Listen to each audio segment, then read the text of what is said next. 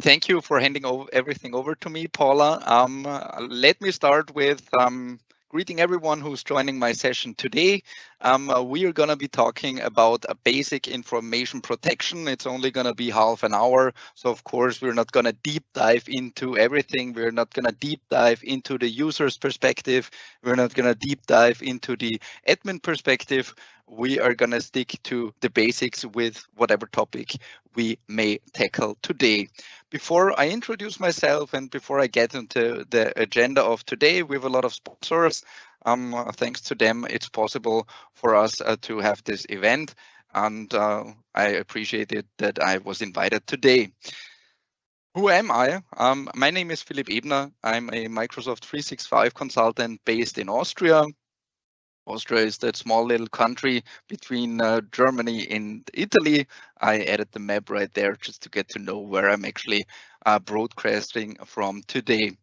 I started working with Microsoft 365 during the official launch of Microsoft Teams. So it's been a few years already, and I'm especially focusing on Microsoft 365 Identity and Access Management, on Microsoft Purview, on user adoption, on Microsoft Teams, and especially in Teams calling and Teams room systems there. So let's deep dive into the agenda for today. We're going to talk about the possibilities that we may have, and the possibilities in Purview that we use during our basic information protection implementation, just to give everything a little bit of context. Then I'm going to talk about the wrong approach for an information protection project in general. If you want to roll that out in a company, if you want to implement it in a company, we of course not only want it to be successful from a technical perspective, we also want it to be successful from an organizational perspective. What does that mean? That means that we want people to actually use the solution that we deploy and not just have the possibility to use it, because if we only give them the possibility, we might not meet the security requirements that we set for us in the beginning. We're going to be talking about the basic label set from a user's perspective, and we of course are going to be talking about the user's, the admin view on our basic label set. One thing that I can already tell you, we've got 30 minutes, so I'm not going to deep dive into every configuration that is needed to get the basic label set up and running.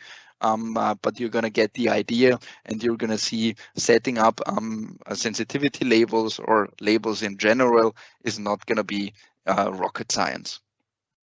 Working with Microsoft 365 always means licensing, knowing what I need so that I can actually do what I want to do.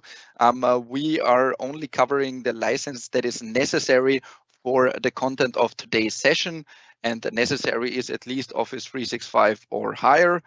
And the other possibility would be, of course, Microsoft's Business Premium. It's saying excluding sensitivity labels for Microsoft 365 groups and SharePoint sites. We're going to be talking about that as well today, as it is part of our basic information protection setup that we use as a basis for discussing the implementation of information protection at a customer. So if you have Business Premium, you can, from a technical perspective, create sensitivity labels for Microsoft 365 groups and SharePoint sites. You can even deploy them, but you are not correctly licensed to do so. That might cause an issue. If you need an overview on licensing, I just added the Microsoft link here really, because in my opinion, it's the best source. It explains everything. You'll get access to both the overview, what's possible with Microsoft's Purview in a Business Premium licensed environment, and of course, the possibilities with Office 365 E3 and higher. With Microsoft Purview, we have a lot of possibilities concerning information protection in general. Of course, depending on your license, it doesn't matter which license our customer has. Even if they have an E3, an E5 license, it could potentially do whatever they want to do with information protection, whatever's possible. Talking about automatic classification, talking about combining that with Defender for cloud apps, combining the sensitivity labels, for example, with endpoint TLP, and so on and so forth. There are a lot of things that we can do, but we always start with the basic information protection set, the label set that we are talking about today. My recommendation is do not start with automatic data classification if you do not have a basic label set deployed, if the users don't know about the basic label set, don't know what it does, don't know how it's used. Otherwise, you'll have users that are confused because they, for example, can't open specific files and have no idea why it's not working. The problem would be that the file was automatically classified and encrypted, and the user that wants to open the file might not have the permission to decrypt that. So what are we talking about today of the whole Microsoft Purview Information Protection Suite? We're going to be talking about the sensitivity labels, and we're going to talk about the integration into the Office 365 suite in this session. About labels in general. Labels, unequal label in Microsoft 365 at least. There are two types of labels. There are retention labels on one hand, and there are sensitivity labels on the other hand. Today, we're specifically talking about sensitivity labels, which allow us to classify files, emails, Microsoft 365 groups, SharePoint sites, and we can even use them for Power BI items. Of course, we're not going to talk about Power BI today because, as I said, it's a basic set which works in almost every environment if the users have the necessary licenses assigned. As I said, in its sensitivity labels are used for classification of files, and additionally we could use encryption together with the classification. A classification by itself from a technical perspective would only be metadata or meta information as a part of a file or as a part of an email and so on and so forth. And together with Azure Information Protection, we could enforce encryption, of course, only for files and emails and not for Microsoft 365 groups or SharePoint sites.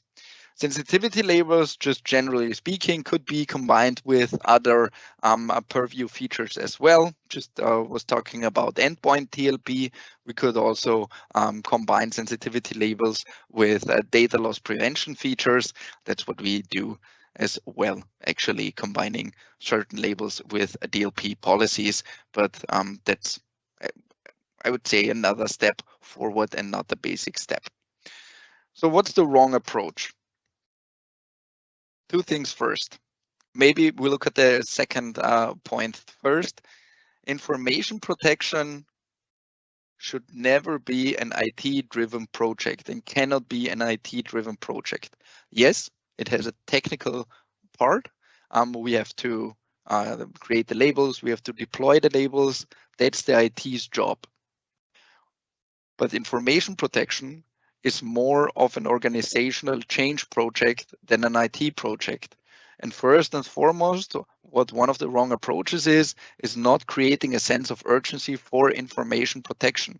No sense of urgency, no sense that information protection and the labels that the users get is actually something useful and actually something that brings benefit means low adoption rate, displeasure with the users. It has to make sense for the user that it's something they can make use of, that it's something that protects them from, for example, accidentally sharing confidential information with others. In an environment where you have no possibility to encrypt a certain file, a certain document, you have no possibility to protect that document as soon as it leaves your company. You're sending it to the wrong person via email. Well, it's out there, and the file is out there as well, and the file is not going to be encrypted. So I'm just in an overview talking about this very important thing of creating a sense of urgency for the users for information protection. Another wrong approach is that you're not including data protection officers or other departments in general. Information protection is a data protection officer's job as well.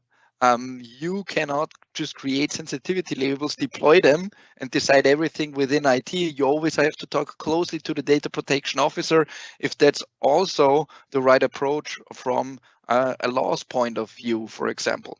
And of course, you'd have to talk to other departments as well, because they might need additional labels besides the basic information protection labels that we might deploy for them. Well, only technically providing information protection would be the wrong approach as well. Why is it a wrong approach? Some customers talk to me and they tell me, oh, we need the possibility to classify data just because there's an audit in half a year. And if there's the audit and they ask us, do you have a possibility to classify data? We can say, yeah, of course, we have the possibility. But the possibility itself is not enough. That's what I said in the beginning. A successful technical implementation is not what we are seeking here. We are seeking an implementation that's successful on every level, which means also the users are going to use it in a correct manner. No training or other information that goes without saying.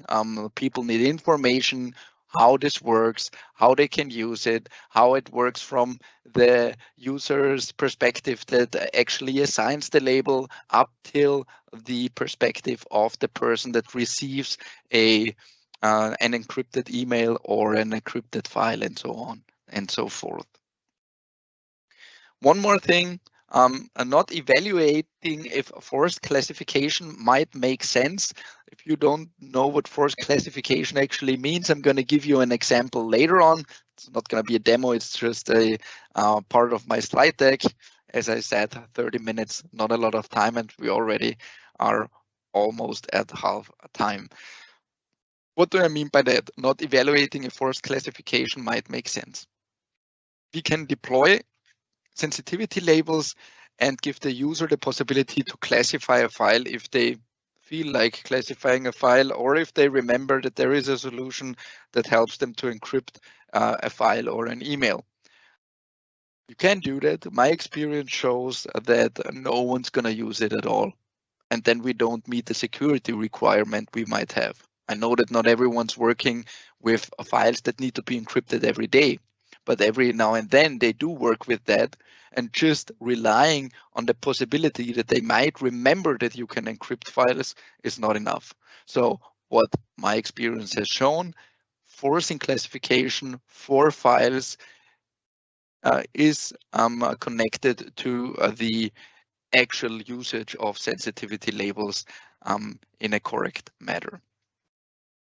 As I said before, and I'm just going to say it again, this is a general approach. Always keep the company in mind, always keep the organizational part of this in mind. It doesn't mean that this is a blueprint that works every single time. The basis works, but it's a lot of communication with data protection officers, with the management, with the users, and it's part technical, of course. So what's the user's perspective? If we deploy sensitivity labels to them, they'll have the possibility to classify files natively in the Office 365 web apps, and they will have the possibility to classify natively, meaning without deploying an additional agent in Office 365 apps for enterprise, and of course in the business version as well. I said there it's possible to classify without an additional agent that we deploy, but as soon as you start working with file formats that cannot be opened in Office 365 Enterprise, for example, could be a PDF, could be JPEG, could be whatever other document type you might have, you're going to need an additional agent deployed. I'm talking about the Azure Information Protection Unified Labeling Client, which allows not only PDF, but also the classification of other file formats. Why am I talking about PDF? Especially because it's commonly used for Office documents, and we of course want to classify them as well. Just think of a contract, you want to send it to someone, you want to encrypt that. Well, it's going to be a PDF, probably another Word document or an Excel file, and you want to classify that maybe, and that's where you are going to use the Azure Information Unified Labeling Client. For reading PDFs, I'm just talking about two possibilities. Possibility number one, which is commonly used, is Adobe Reader. If you're using the most recent version, you're not going to have to do anything because the needed plugin is already integrated, I think, since August. And otherwise, you'd have to install a plugin, but I would recommend to, of course, install, if possible, the newest Adobe Reader version. Microsoft Edge supports reading PDFs as well and would also support reading encrypted PDFs. What about smartphones? Just to give you a quick idea, we are going to use the Office apps, and I recommend to deploy the Azure Information Protection Viewer, both on Android and iOS, to have the possibility to decrypt, for example, PDF files that I might want to read on my phone or on my tablet. I was talking a lot about other file types besides Office Office file types. One more thing that you should keep in mind is that not all file types are supported for classification. There's a difference between file types that are supported for classification and other file types that are supported for protection only and not for classification.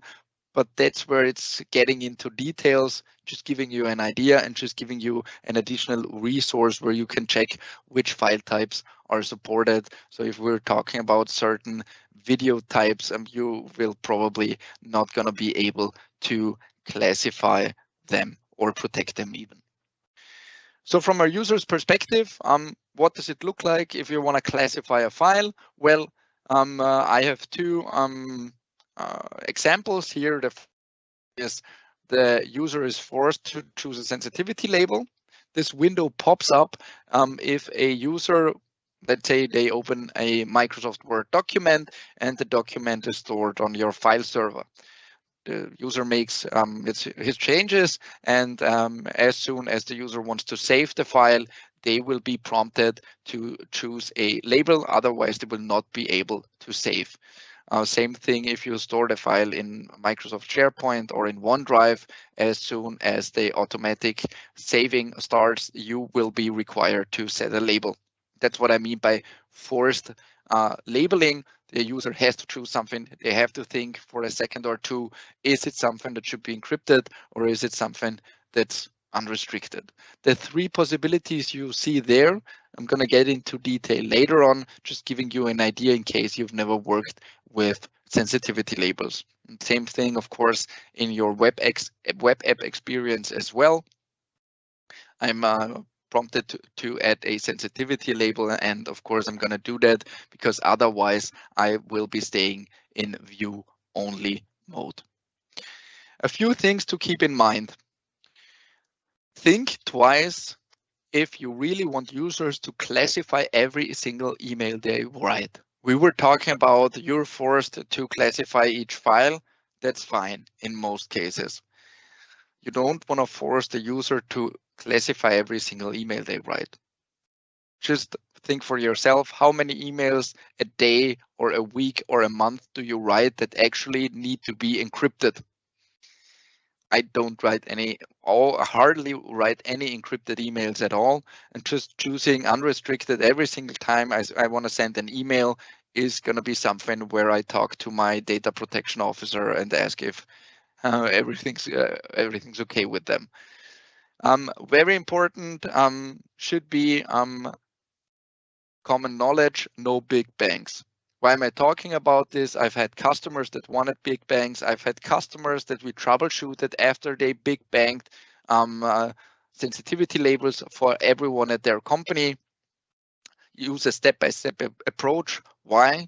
Because especially if you're in forced classification, you might come across a technical blocker, meaning some kind of application creates a new Word document in the context of the user.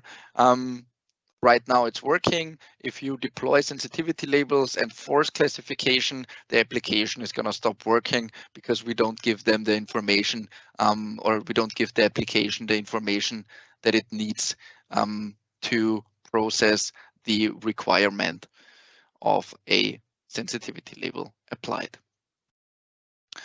Some basic label set consideration. What's basic label set? It's going to be the set of labels that everyone at the company is gonna get. It's going to exclude very specific labels. You will probably have departments that have certain requirements, like HR or EDR or other departments, that would be not part of a basic set. That would be part of our phase 2. We deploy the sensitivity labels to everyone, and after that, we come together with different departments and discuss needs for additional labels specifically for them and not for everyone. Less is more, very important. Why so? My recommendation is don't roll out 8 different labels as a basic set. I've seen that multiple times. I've discussed with a lot of data protection officers about their best practices, and then they come up with 8 or 9 different labels. Your users are not employed to perfectly classify data, and it's not going to happen. It's not what the user wants, and that's not what the user has time for. But your user might be good at just choosing what needs to be encrypted and what doesn't need to be encrypted. And there's one more thing based on that the user might know what needs to be encrypted. Name the labels so they speak for themselves. Is what I always tell my customers. Meaning, I don't need 8 or 9 different labels, and then I get a document with an explanation what the 8 different labels are and what they do and when they should be used. And then you have 200 examples, and you basically need to learn every single day what are the different labels.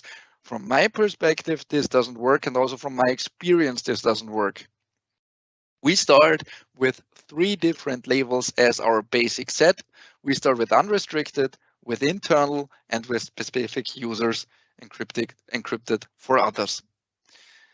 The basic label set is explained very, very quickly. Unrestricted only classifies the file, doesn't encrypt the file at all.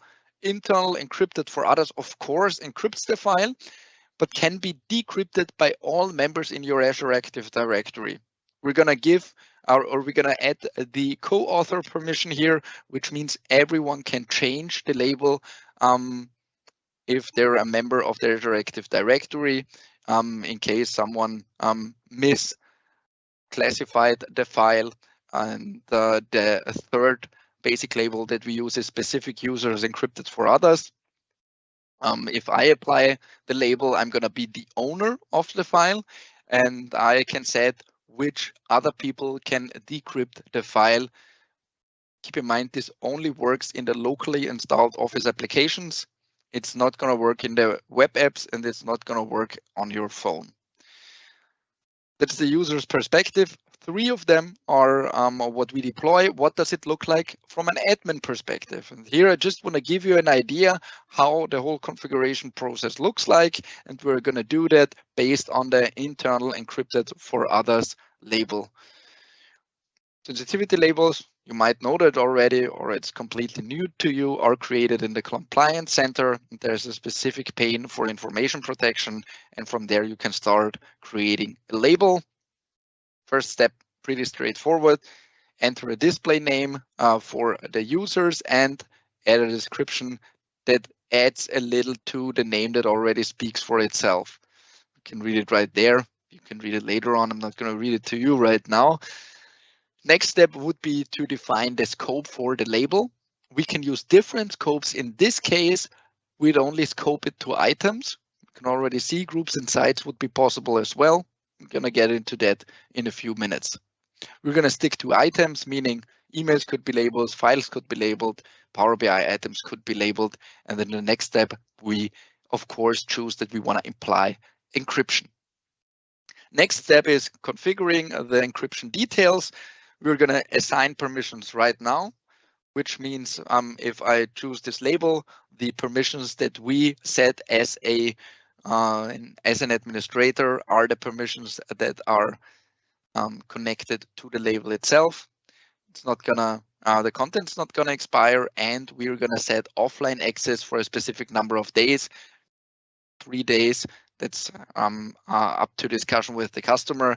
It's our basis. It's where we start. We start with 3 days for offline access, and after that you'd have to re-authenticate and be online, of course, to do so. What about the permissions? We're going to assign permissions to every member in our Azure Active Directory. This is one of the default groups. You do not have to add every single domain you might have in your Microsoft 365 environment.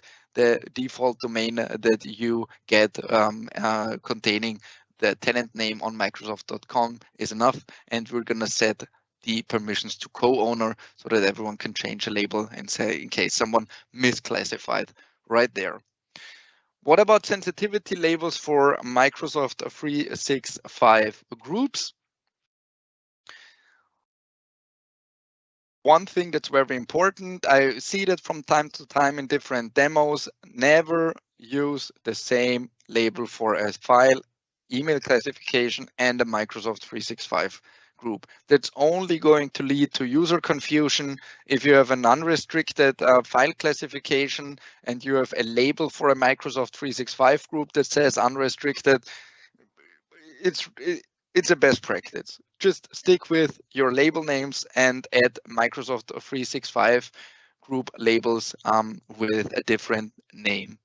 One more thing you can, in case if you're completely new to this, you probably don't know, classifying a Microsoft 365 group is something that can only be a classification, just additional information, and it can enforce certain security features. And one of the features would be that you restrict sharing. I'm sure everyone's familiar with sharing links in SharePoint Online or in OneDrive, and you could add to a Microsoft 365 group label that any file that is stored on the SharePoint site connected to the Microsoft 365 group cannot be shared anymore because, we set a certain label.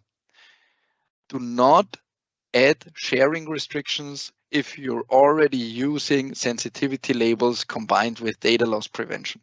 Because what we could do is, and it also applies to the licenses that we're using in today's workshop, meaning Office 365 E3 and Business Premium, you can add sensitivity labels to a data loss prevention policy and, for example, block that files that are classified as internal encryption for certain users only, encrypted for other users. If you use that a sensitivity label internal on a document, you won't be able to create a sharing link, or you won't be able to send it via email in case you're using Exchange Online. So we can add restrictions or sharing restrictions on the item level itself. And we do that. If we do that, we're not going to add sharing restrictions for our group container. That just leads to confusion in any way. One more thing, just to give you a heads up, if you try to configure Microsoft 365 group labels after this session and it's grayed out in your compliance center, that's the default. You have to enable Microsoft Information Protection labels via PowerShell. And after you enable them, you'll be able to create Microsoft 365 group labels as well. I'm always speaking of Microsoft 365 groups because that's the main use case for my customers, but of course they can be applied to SharePoint sites without Microsoft 365 groups as well. So we create the label, and the first question would be, what does it look like from a user's perspective? If the user creates a new team, they'll have a new option they have to choose from before they get into the selection. Is it going to be a public team or is it going to be a private team? And the selection that they have to do is choose either of our labels. We have a best practice here as well, because with labels, we add security to the container, we block guests. So let's say you have a team for your marketing department. You're of course going to go with no guest access, meaning it won't be possible anymore for a user to invite a guest to this specific team. If it's a project team where you work together with others, you might want to use guest access because this allows access to the team. the user is going to see the label as a part of his team up there. And of course, I can change the label afterwards. So if I misconfigured that, I can change it back to guest access or again, back to no guest access or whatever. We have actually no more minute left, but I'm just quickly going to go through the admin perspective on this particular thing, and we're going to see how to create a no guest access label for a Microsoft 365 group. Start the same way as if we would start with a sensitivity label for files or for emails. We define a name, we define a description. That's the same thing that we just saw here. Our name, no guest access, and our custom description. That's the first step. And then we're going to scope the label to group and sites. That's the main difference when configuring that.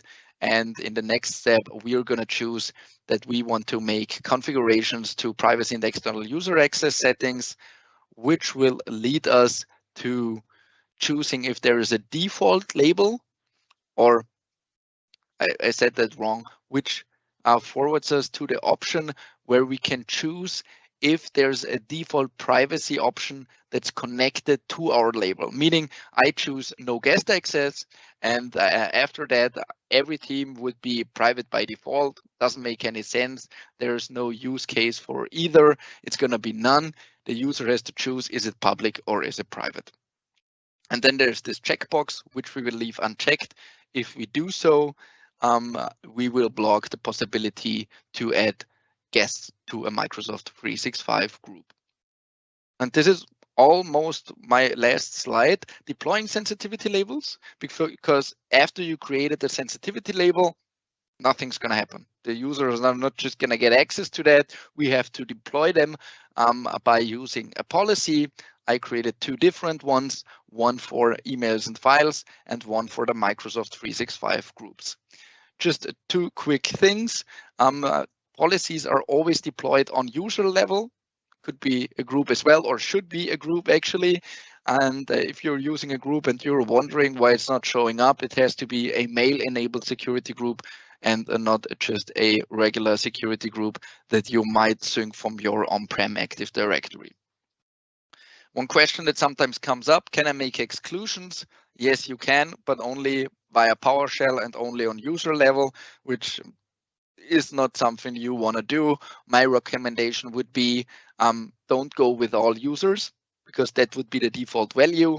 In most cases, you'll find service accounts that would be affected by that setting as well. So we are just going to go with a specific rollout group, if you want to put it like that.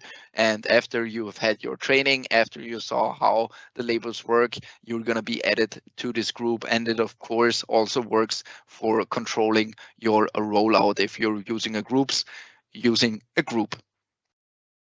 I'm already 2 minutes late. Thanks for having me today. Thank you for the last 30 minutes. It was a very quick overview on sensitivity labels, on our best practice, our phase one.